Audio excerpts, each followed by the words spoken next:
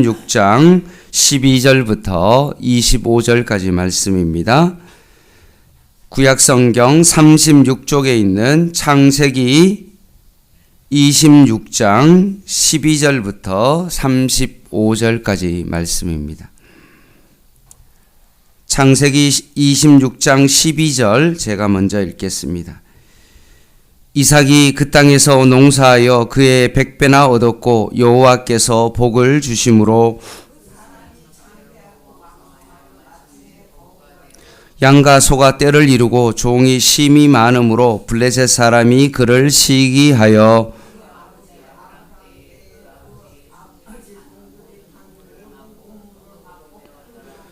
아비멜렉이 이삭에게 이르되 내가 우리보다 크게 강성한즉 우리를 떠나라.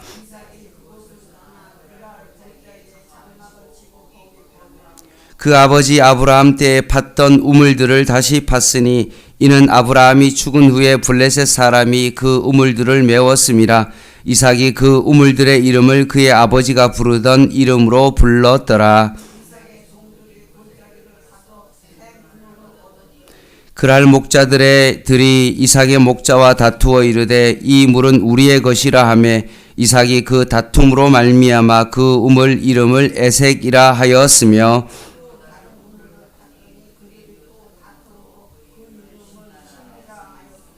이삭이 거기서 옮겨 다른 우물을 팠더니 그들이 다투지 아니하였으므로 그 이름을 르호봇이라 하여 이르되 이제는 여호와께서 우리를 위하여 넓게 하셨으니 이 땅에서 우리가 번성하리로다 하였더라. 그 밤에 여호와께서 그에게 나타나 이르시되 나는 내 아버지 아브라함의 하나님이니 두려워하지 말라. 내 종 아브라함을 위하여 내가 너와 함께 있어 내게 복을 주어 내 자손이 번성하게 하리라 하신지라. 이삭이 그곳에 제단을 쌓고 여호와의 이름을 부르며 거기 장막을 쳤더니 이삭의 종들이 거기서도 우물을 받더라. 아멘.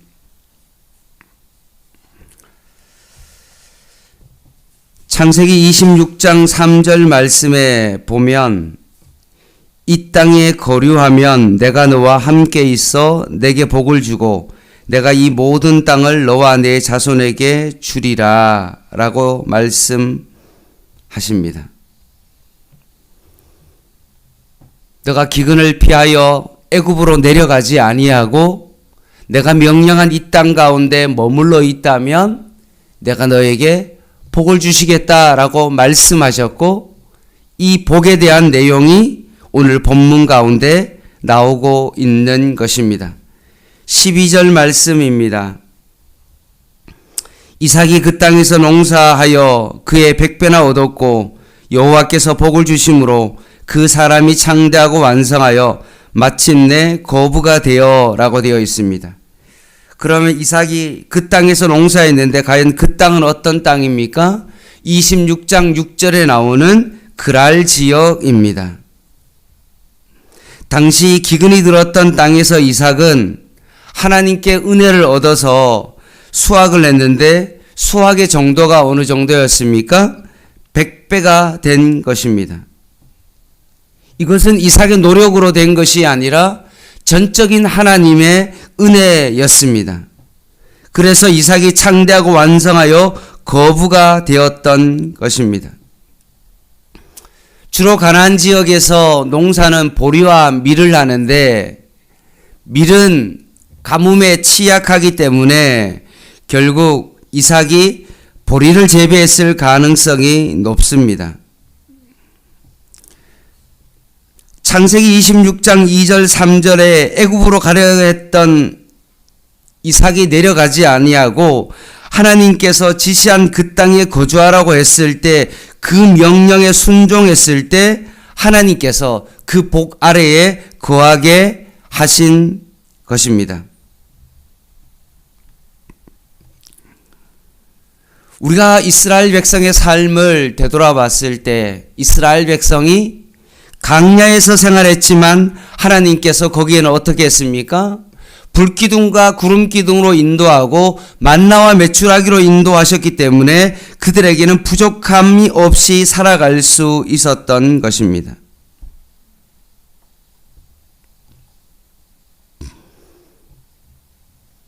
말씀을 따라가는 그 삶이야말로 하나님의 은혜요, 축복입니다.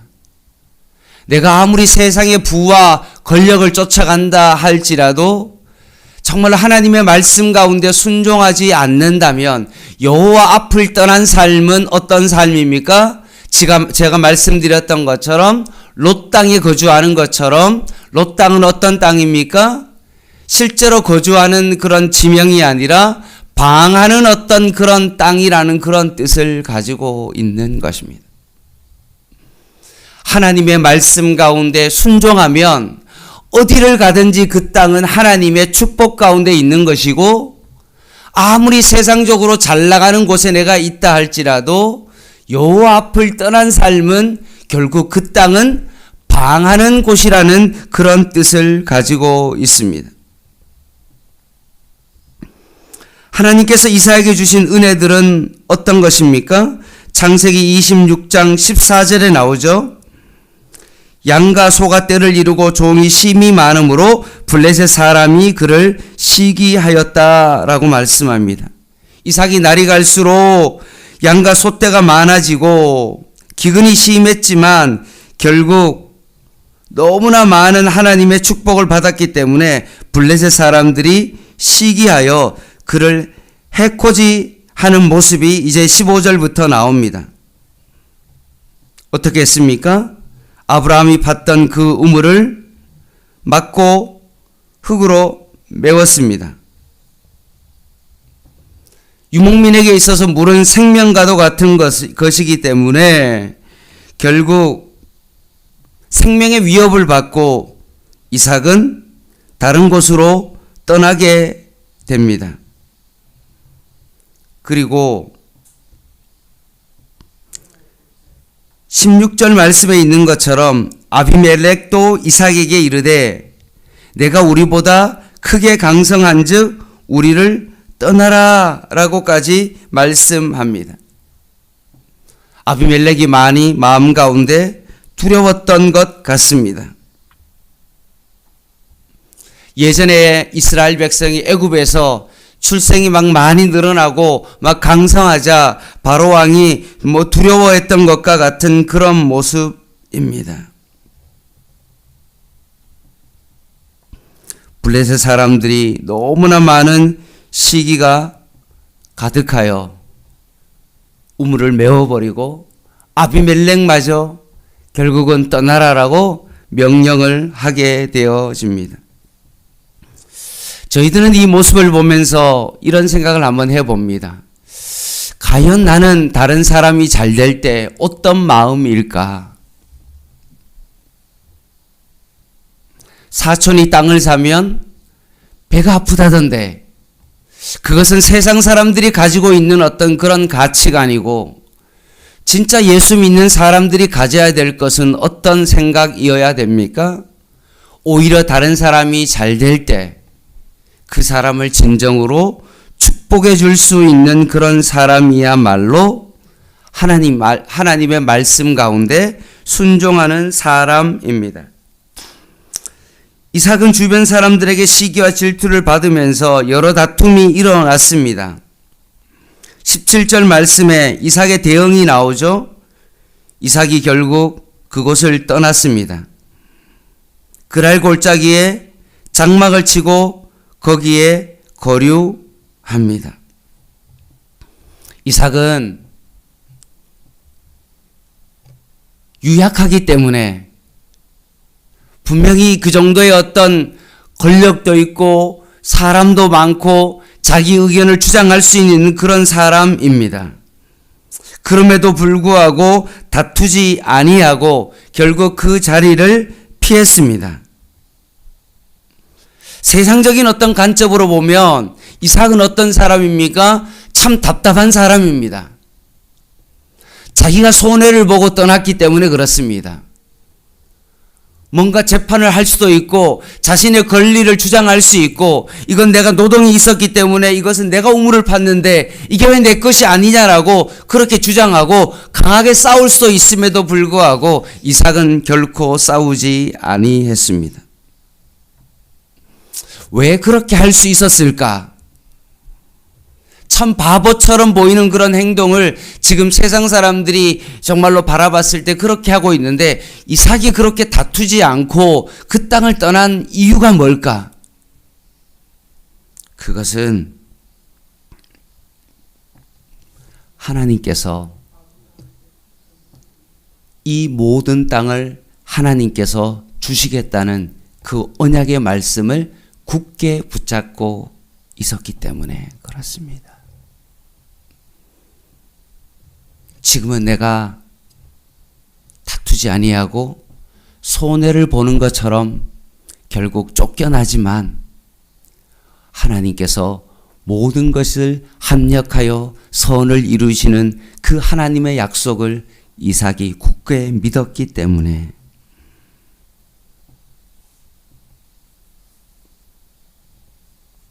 그 일을 가능하게 했던 것입니다.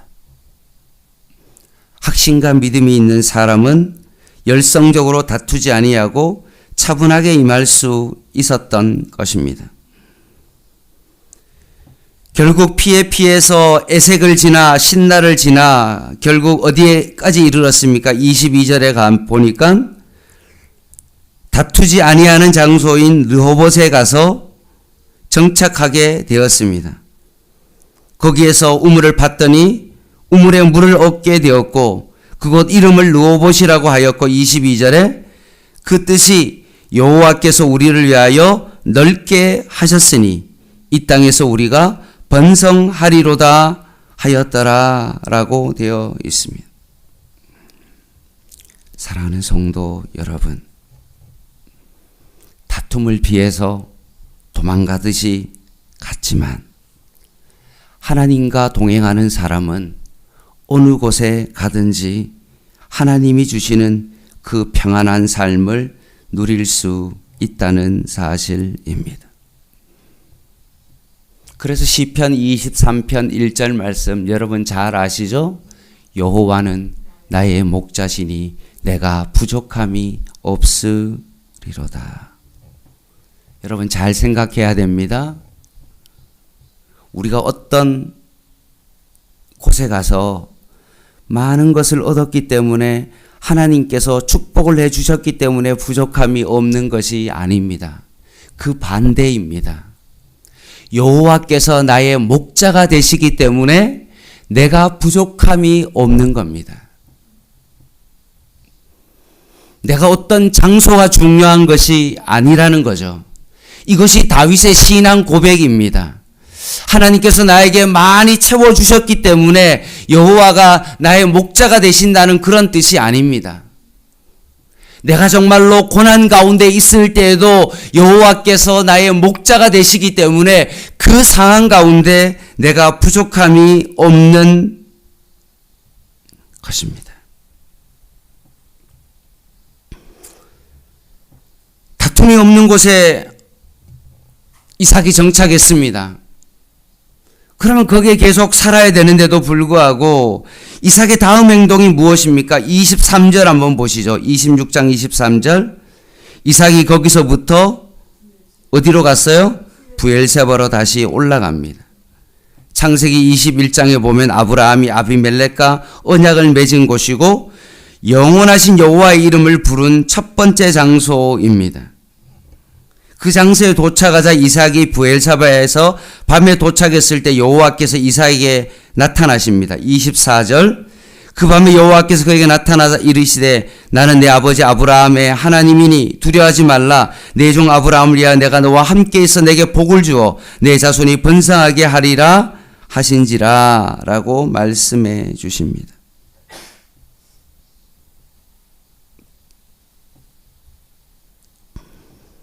오늘 본문은 기근중에 농사하여 100배의 수확을 얻고 가는 곳마다 우물을 허락해 주셨으며 다툼이 없는 곳으로 인도해 주셨고 그리고 하나님의 말씀을 듣고 일어난 이삭의 모습으로 오늘 본문은 마무리되어집니다. 25절 이삭이 그곳에 제단을 쌓고 여호와의 이름을 부르며 거기 장막을 쳤더니 이삭의 종들이 거기서도 우물을 받더라.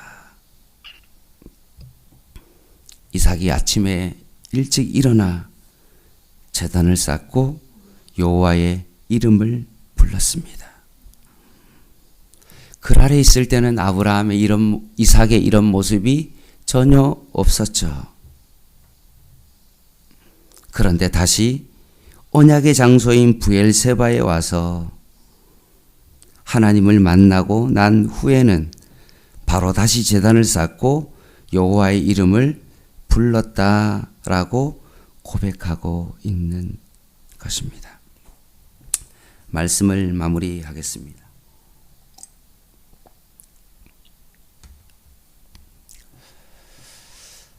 오늘 본문을 통해서 아브라함이 우물을 받던 그 우물의 장소에 이삭이 동일하게 그 우물을 받습니다.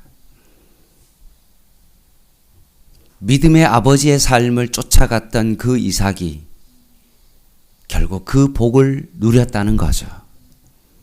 그러면 오늘날 우리가 누렸던 이 하나님의 이 축복은 사실 내가 잘했기 때문에 된 것이 아니라는 거죠.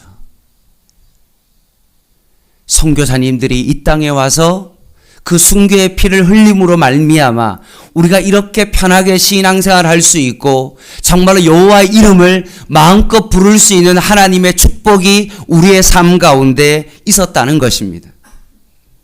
우리의 믿음의 아버지가 이렇게 정말로 어려운 가운데서도 여호와 하나님 아버지의 그 이름을 부르고 어려운 가운데도 그렇게 믿음 생활을 잘 했기 때문에 그 자녀들이 이런 하나님의 은혜와 축복을 지금 누리게 되었다는 사실을 우리는 절대로 잊어서는 안 됩니다.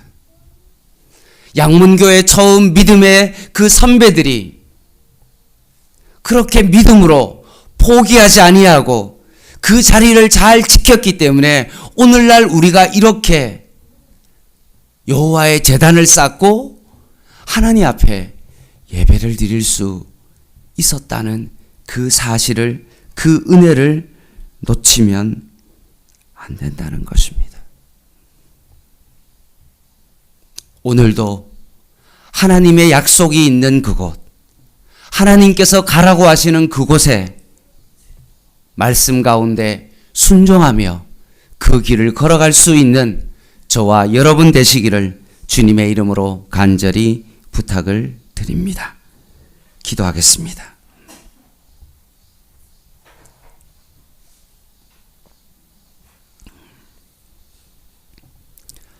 하나님 아버지, 고난 가운데서도 하나님을 바라보며 나아간다면 기근 중에도 하나님의 은혜가 있음을 깨닫게 하였사오니 오늘도 우리의 눈을 들어 하나님의 영광을 바라보며 살아가게 하시고 믿음의 눈을 들어 오늘도 주님을 바라보며 살아갈 수 있는 저희들 되게 하여 주시옵소서. 특별히 하나님, 여름 사역 가운데 있습니다. 우리의 믿음이 얼마나 중요한지를 다시 한번 이 말씀을 통하여 가르쳐 주셨사오니 다시 한번 남아있는 청년부 수련회도 우리가 그들을 위하여 더 기도할 수 있도록 도와주시고 다음 세대를 바라보며 더 믿음을 가지고 그 아이들을 마음에 품고 더 기도하며 나아갈 수 있는 저희들의 삶이 되게 하여 주시옵소서. 예수님의 이름으로 간절히 기도드립니다. 개인 기도 하시겠습니다.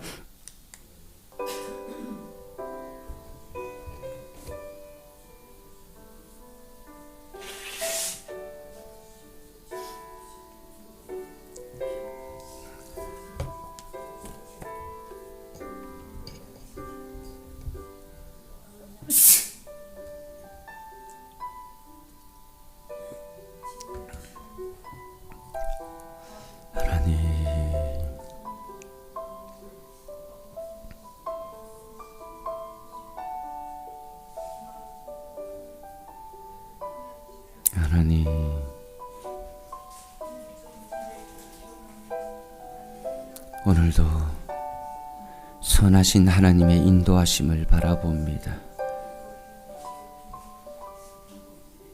더 믿음으로 오늘도 주님 앞에 이 새벽에 제단을 쌓고 주님 앞에 더 기도의 삶을 살아갈 수 있는 저희들 되게 하여 주시옵소서.